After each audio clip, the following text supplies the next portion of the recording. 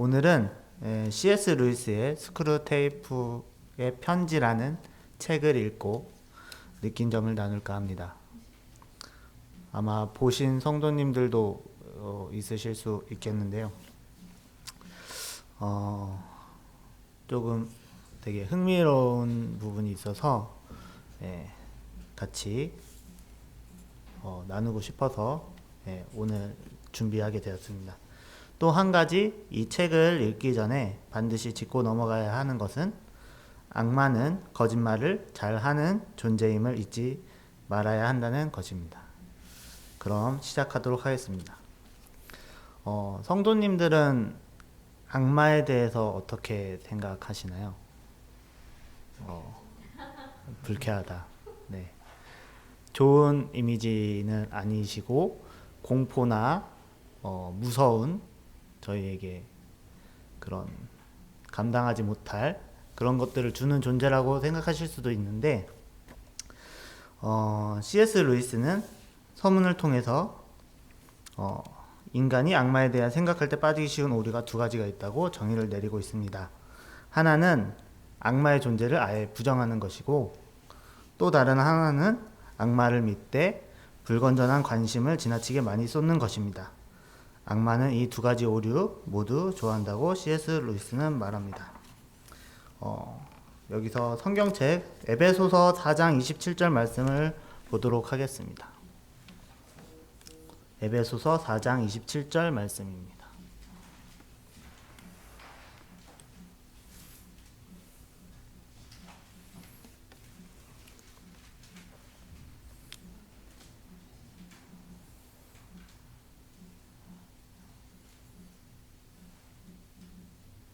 다 찾으셨으면 함께 읽어보도록 하겠습니다.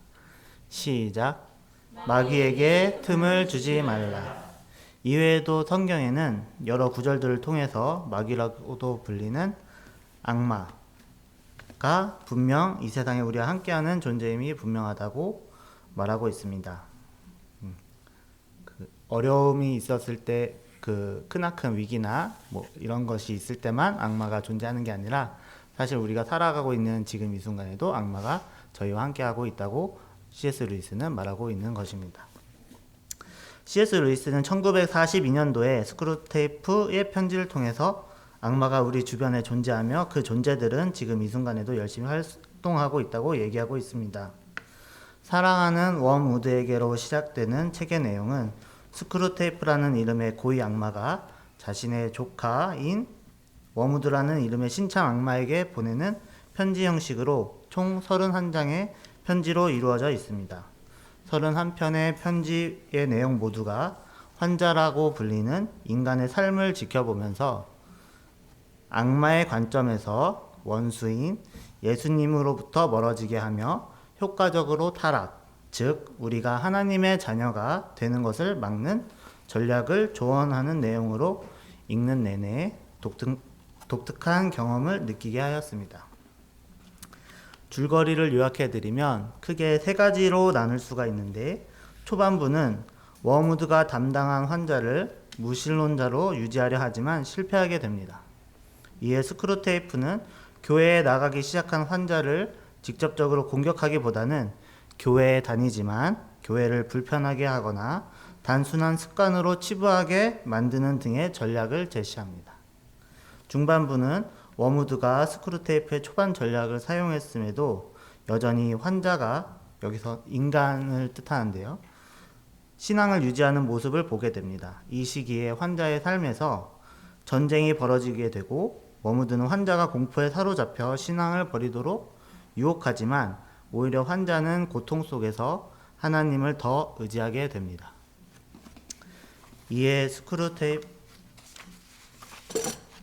큰 죄를 저지르게 하기보다 매일 조금씩 자기 합리화와 불만을 쌓게끔 하는 것이 더 효과적이라는 전략을 알려주며 원수에게서 즉 예수님에게서 멀어지게끔 조언을 해줍니다. 후반부는 환자가 삶을 통해서 결국 사랑을 알게 되고 신앙심 깊은 여성과 결혼하게 됩니다. 웜우드에게 이는 청천벽력 같은 얘기로 큰 위협을 느꼈지만 경험이 많은 스크루테이프는 이마저도 해결 방법을 제시하며 환자를 타락시키는데 최선을 다합니다. 결국 환자는 전쟁을 통해 죽게 되고 워무드에게 지옥으로 끌려가려는 찰나 하나님의 은혜로 구원을 받게 됩니다. 환자를 놓친 워무드는 그동안 자신에게 조언을 아끼지 않았던 스크루테이프의 먹이로 전락하며 책의 내용은 끝이 나게 됩니다.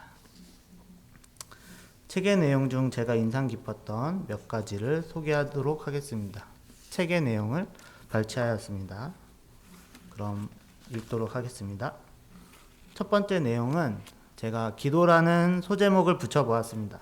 실제 책에서는 이렇게 쓰여 있지 않고 숫자로만 표기되어 있습니다. 이 점 참고해 주시면 감사하겠습니다.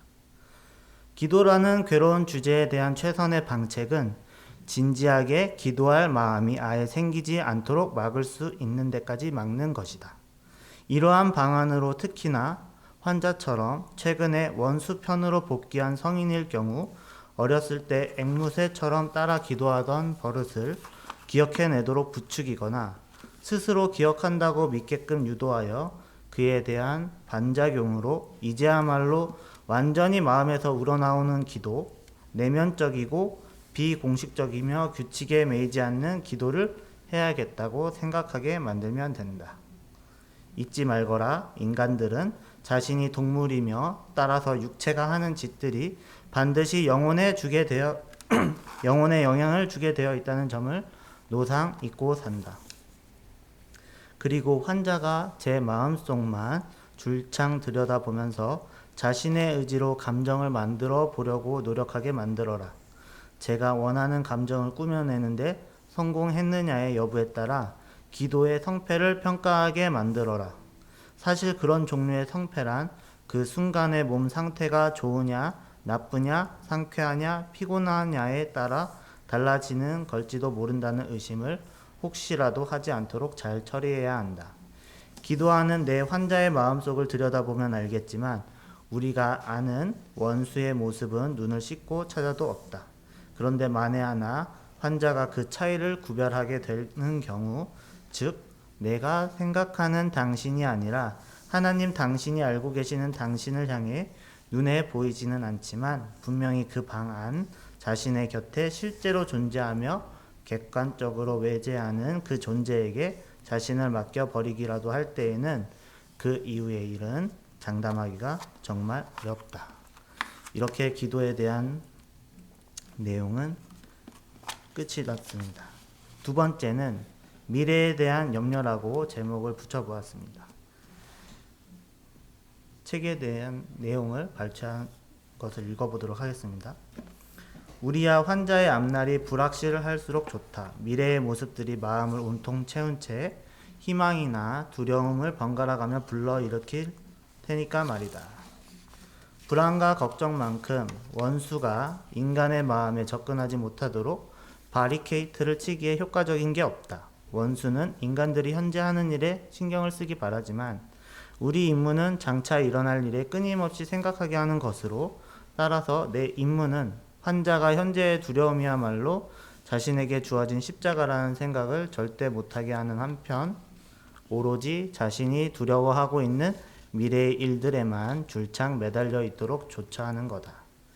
10가지도 넘게 가정해 놓은 서로 다른 운명들을 진짜로 동시에 받아들인다는 건 거의 불가능한 일인데다가 그런 일을 하려고 덤비는 인간들에게는 원수도 큰 도움을 주지 않기 때문이다.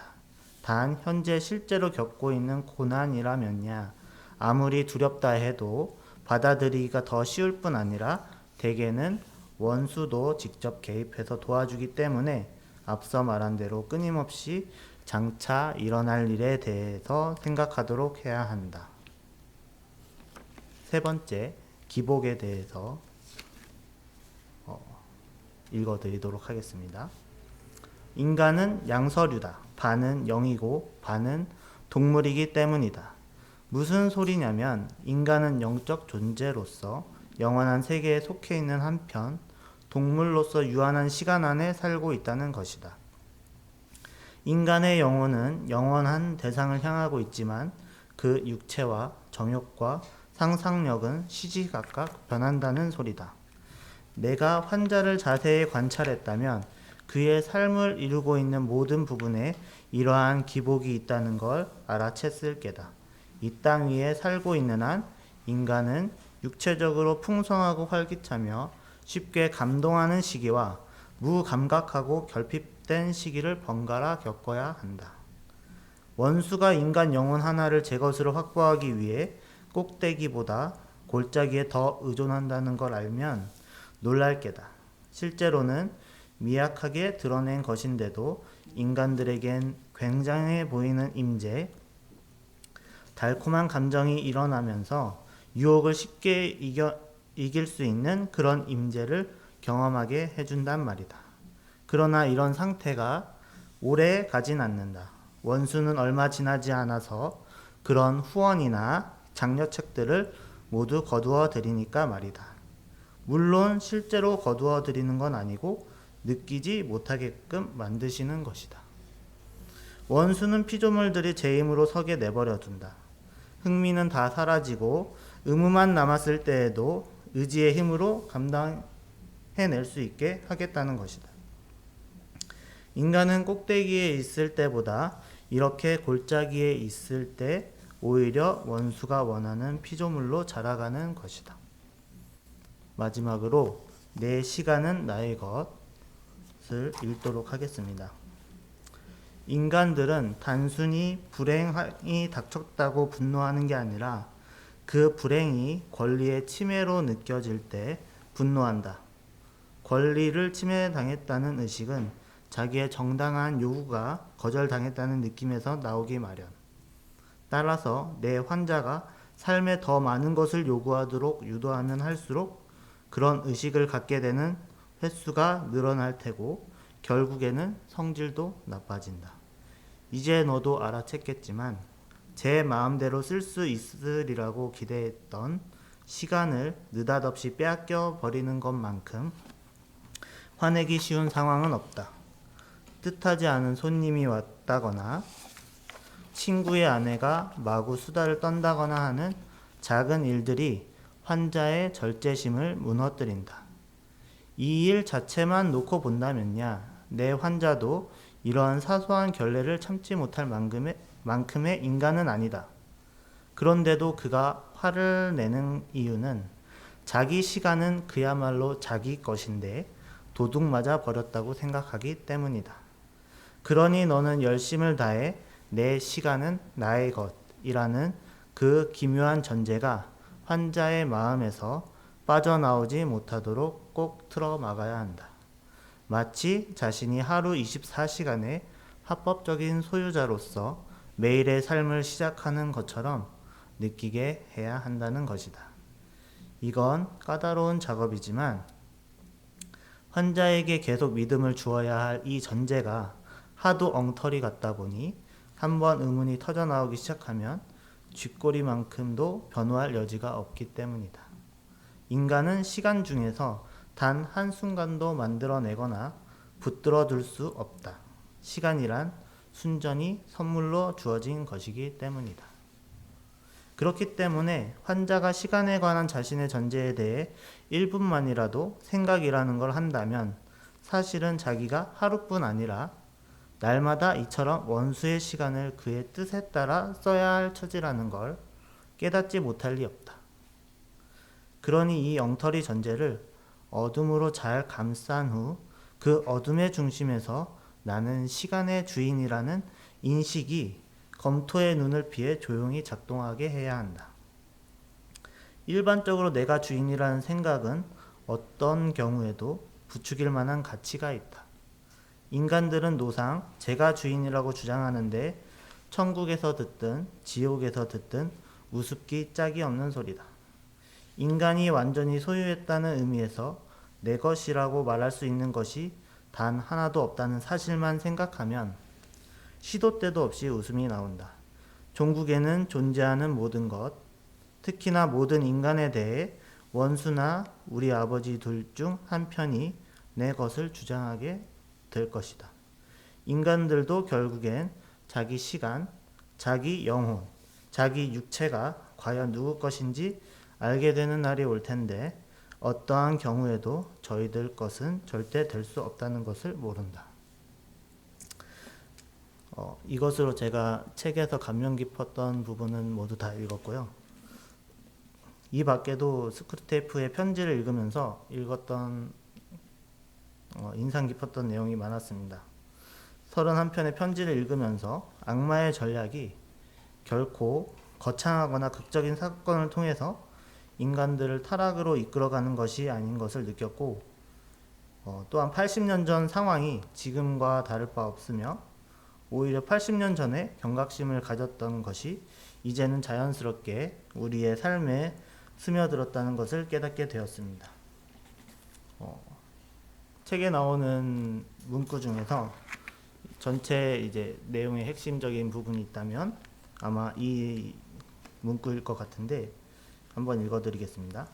사실 가장 안전한 지옥행 길은 한 걸음 한 걸음 가게 되어 있다. 그것도 경사도 완만하고 걷기도 쉬운 데다가 갈래길도 이정표도 표지판도 없는 길이다. 사소한 습관을 통해서 점차점차 믿음을 약화시키거나 반대로 믿음을 강화시키는 순간에도 그것을 자연스럽게 교만으로 이끄는 전략을 보며 악마가 세우는 전략은 우리 각자 스스로의 힘으로는 결코 해결할 수 없는 것을 느꼈습니다. 책을 읽기 전부터 악마에는 흥미가 있었지만 그리스도인에 대한 악마의 전략을 알아갈수록 이전보다 더 그들에 대한 궁금증이 커져갔습니다. 책을 다 읽었을 때 서문에서 보았던 악마가 좋아하는 것이 악마를 믿되 불건전한 관심을 지나치게 많이 쏟는 것을 경계하는 것이 떠올랐습니다. 왜냐하면 책의 끝에서 C.S. 루이스의 고백이 담겨 있는데 C.S. 루이스는 이 책만큼 쉽게 쓴 책도 없지만 이 책만큼 즐기지 못하면서 쓴 책도 없다는 말을 C.S. 루이스가 고백했습니다. 그리스도인으로서 마귀를 가까이 하는 것이 얼마나 그 영성에 해를 끼치는 것인지 알게 되었기 때문입니다. 에베소서 6장 10절에서 19절 말씀을 함께 읽고 오늘 말씀 마치도록 하겠습니다. 에베소서 6장 10에서 19절 말씀입니다. 다 찾으셨으면 같이 읽어보도록 하겠습니다. 시작. 끝으로 너희가 주 안에서와 그 힘의 능력으로 강건하여지고 마귀의 관계를 능히 대적하기 위하여 하나님의 전신갑주를 입으라. 우리의 씨름은 혈과 육을 상대하는 것이 아니요 통치자들과 권세들과 이 어둠의 세상 주관자들과 하늘에 있는 악의 영들을 상대함이라. 그러므로 하나님의 전신갑주를 취하라. 이는 악한 날에 너희가 능히 대적하고 모든 일을 행한 후에 서기 위함이라. 그런즉 서서 진리로 너희 허리띠를 띠고 의의 호심경을 붙이고 평안의 복음이 준비한 것으로 신을 신고 모든 것 위에 믿음의 방패를 가지고 이로써 능히 악한 자의 모든 불화살을 소멸하고 구원의 투구와 성령의 검 곧 하나님의 말씀을 가지라. 모든 기도와 간구를 하되 항상 성령 안에서 기도하고 이를 위하여 깨어 구하기를 항상 힘쓰며 성도들을 위하여 구하라. 또 나를 위하여 구할 것은 내게 말씀을 주사 나로 입을 열어 복음의 비밀을 담대히 알리게 하옵소서 할 것이니. 말씀처럼 마귀의 관계를 능히 대적하는 서수지교회 성도님들이 되시기를 바라며 오늘 말씀을 마치도록 하겠습니다. 제가 기도하고 마치도록 하겠습니다.